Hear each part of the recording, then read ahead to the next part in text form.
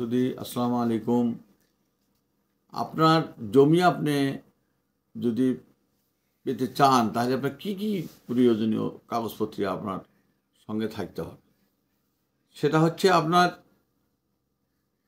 CS খতিয়ান অনুযায়ী আপনার দাগ নম্বর এবং আরএস বা এসএ খতিয়ান একই কথা, সেটার দাগ নম্বর, খতিয়ান নম্বর এবং বর্তমান যে বিআরএস খতিয়ান হয়েছে তার পুরাতন মাঠ পর্চা, পুরাতন দাগ নম্বর এবং নতুন দাগ নম্বর, এটা আপনার নামে বেষ্টিত থাকতে হবে।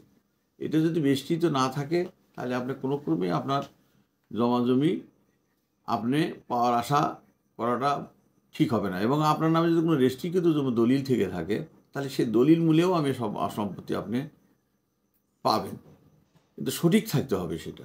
সিএসআরএস এবং বিআরএস খতিয়ান অনুযায়ী আপনার সঠিক বিদ্যমানের দলিলের মধ্যে উল্লিখিত থাকতে হবে এবং তাতে কোনো প্রকার যদি দলিলে কোনো ভুল ত্রুটি হয়ে থাকে তাহলে সমস্যায় আপনি পড়বেন।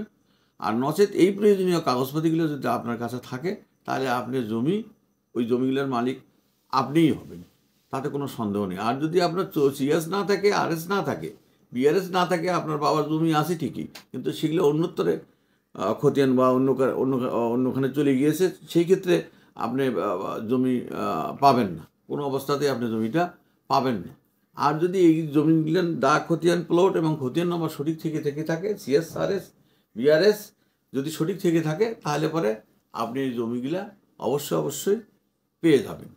এবং আপনার কাছে যদি কোনো রেস্ট্রিক্টেড দলিল থেকে থাকে আপনার বাবার বা দাদার, যদি আপনার একক নামেই দিয়ে থাকে তাহলে রেস্ট্রি মূলেও আপনি সেখানে জমি পেয়ে যাবেন। এই বলে আমি শেষ করছি। আসসালামু আলাইকুম। তারপরে আপনারা যোগাযোগ করতে চাইলে আমাদের হোয়াটসঅ্যাপ নাম্বার নিচে দেওয়া থাকবে, হোয়াটসঅ্যাপ নাম্বারে যোগাযোগ করলে বিস্তারিত বিষয়ে আপনারা জানতে পারবেন।